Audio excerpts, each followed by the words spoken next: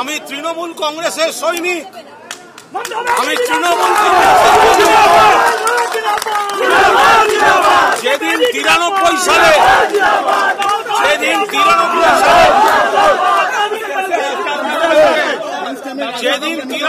সালে আপনাদের অনেকের জন্ম হয়নি, সিপিএম মমতা দিকে খুনের চেষ্টা করেছিল। আমি পুলিশের গাড়ি থেকে অচৈতন্য মমতা দিকে তুলে নিয়ে হাসপাতালে গিয়েছিলাম।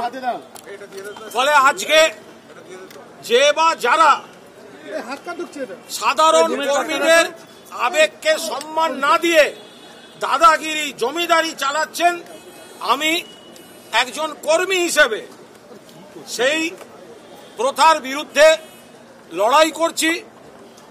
আপনাদের সঙ্গেও যখন এই ঘটনা ঘটেছিল আমি সাধ্যমতো চেষ্টা করেছি আপনাদের পাশে থাকতে। আমি বলছি যে আমি তৃণমূল কংগ্রেসের কর্মী। কোন এই ঘরে বসে থাকা নেতারা তাদের চামচা না হলে পুলিশ দিয়ে হ্যারাস করে আপনাদের ওপরও যা যা করেছে, আমি আবার বলছি, আমি পদে থাকি না থাকি, যদি এই অসভ্যতা হয়, কুণাল ঘোষ আপনাদের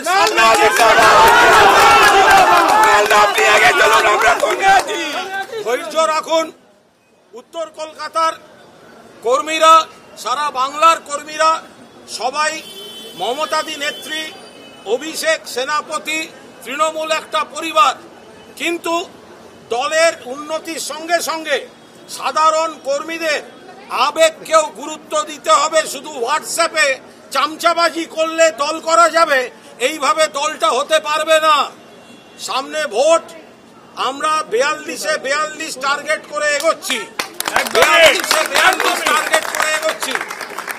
কে কি ব্যবস্থা নিল, আমি যদি আমার মন থেকে তৃণমূল কংগ্রেস করি, কেউ আমার সেই অধিকার কেড়ে নিতে পারবে না।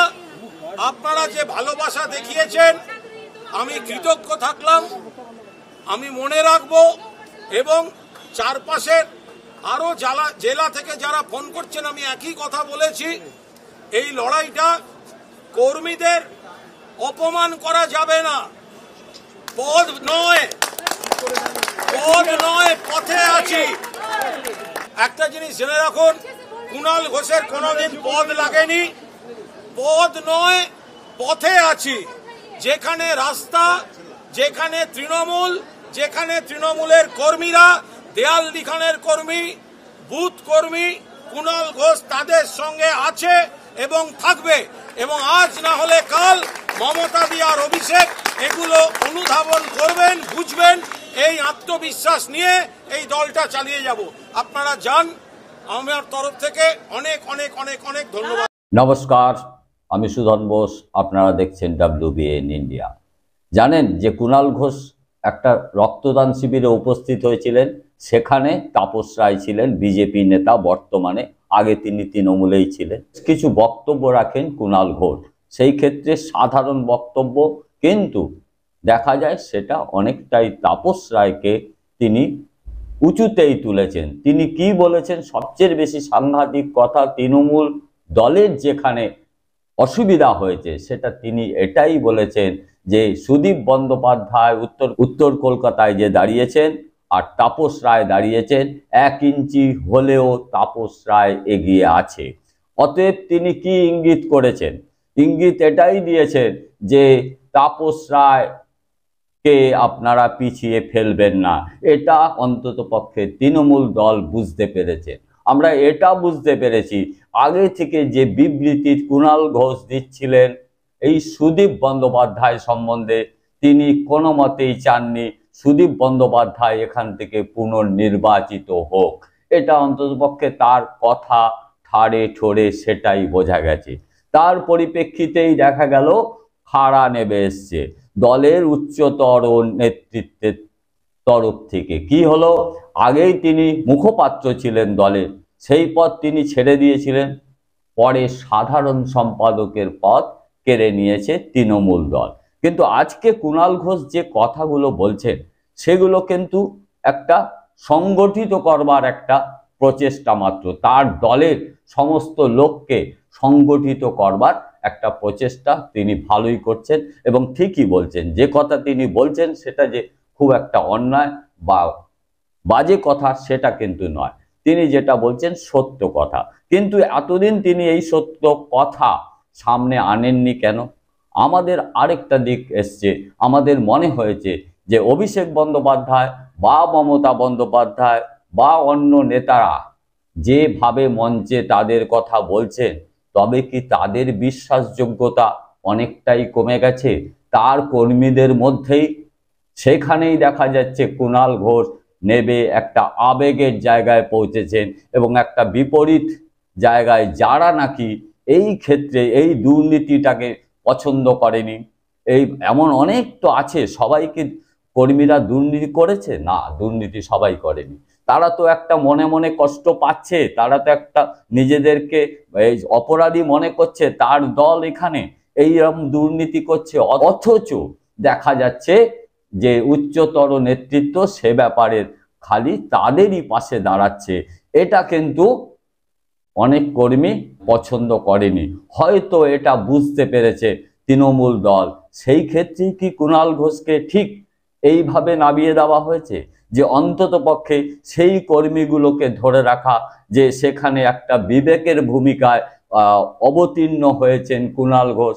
সেখানে দেখা যাচ্ছে প্রচুর কর্মী সমর্থক তাকে সমর্থন করছেন এবং তার উদ্দেশ্যে জয়ধ্বনি দিচ্ছেন। এখানে কিন্তু শুনতে পেলাম না অভিষেক বন্দ্যোপাধ্যায় জিন্দাবাদ, মমতা বন্দ্যোপাধ্যায় জিন্দাবাদ। এটা একটা নতুন কৌশল হতে পারে। আর নয়তো কি হচ্ছে, সত্যি সত্যি কুণাল ঘোষ বিবেকের তাড়নায় নিজের কাছে নিজে অপরাধী বোধ করছেন। কিন্তু সেই ক্ষেত্রে বলবো, যদি সেটাই হয়, সেটাই যদি সত্যি হয়, নিজের বিবেকের কাছে নিজের দগ্ধিত হন, তবে তো এই দলটাই করা চলে না। এই দলের যে উচ্চতর নেতৃত্ব, সেইখান পর্যন্ত অভিযোগটা আছে দুর্নীতির। এই ক্ষেত্রে দুর্নীতির জালে ফাঁসিয়েছিল কুণাল ঘোষকে, এটা ঠিক, কিন্তু মামলাগুলো একটাও দাঁড়ায়নি সারদা কেন্দ্রে। সারদা যে কেলেঙ্কারি হয়েছিল, চিটফান্ড কেলেঙ্কারি, সেখানে দেখা যাচ্ছে কুণাল ঘোষকে জোর করে এই রাজ্য পুলিশই আটকেছিল। কিন্তু আজকে যে অভিযোগগুলো আছে সেগুলো কিন্তু উচ্চতর নেতৃত্বের কাছেই আছে। এর মধ্যে তিনি একটা সাক্ষাৎকারে এই কথা পরিষ্কার করেছে যে এই যে দুর্নীতি হচ্ছে, শিক্ষায় দুর্নীতি, এই নিয়োগ দুর্নীতি, এগুলো কিন্তু দল জানতো, এটা 21 সাল থেকেই জানতো। তাহলে কেন সেই সময় এই নেতৃত্ব তাকে আটকায়নি? তবে কি এটা বোঝা যাচ্ছে না যে 21 সালের পর আজকে 24 সাল, সেইখানে এসে ইডি সিবিআই কোর্টের নির্দেশে তাদের গ্রেপ্তার করেছে? তাহলে আমি দুজনকেই প্রশ্ন করতে পারি, কুণাল ঘোষকেও করতে পারি এবং উচ্চতর নেতৃত্ব তৃণমূলের তাদেরও একই ব্যাপার, তারা জেনে শুনে এই ব্যবস্থা নেয়নি কেন? তবে কি তাদের সহমত ছিল? তারা তাদের সহমতেই এটা করেছিল? সে কথাই কিন্তু আজকে কোর্ট বলছে। সেই জন্যই কোর্ট সিবিআই তদন্ত দিয়েছিল যে কেন এই দুর্নীতি হয়েছে সংগঠিতভাবে, দলের সমস্ত উচ্চ নেতৃত্ব এর মধ্যে আছে।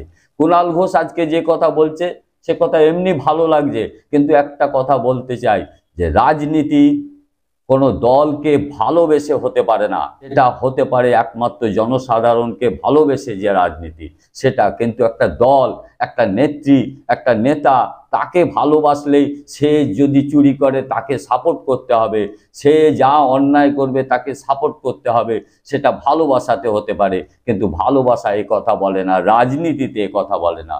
অন্ততপক্ষে এটাই বুঝি, কর্তব্যই হচ্ছে রাজনীতির প্রধান লক্ষ্য, সেটা সাধারণ মানুষের উদ্দেশ্যে। আজকে কুণাল ঘোষ যে জায়গাটা নিয়েছে, আমার মনে হয়েছে যে এটা দুদিক আছে। একদিক হচ্ছে সংগঠিত করা, নিচু তলায় যারা সরে যেতে চাইছে তাদেরকে।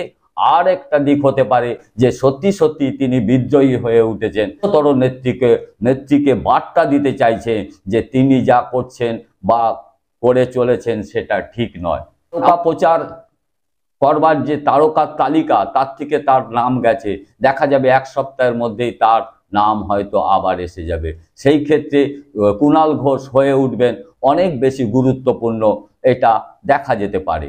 কারণ সেইটা বাড়ানোর জন্যও এটা হতে পারে। রাজনীতি এমন একটা জায়গা, এমন কিছু হবে না কিচ্ছু বলা যাবে না, যে কোনো কিছু হতে পারে।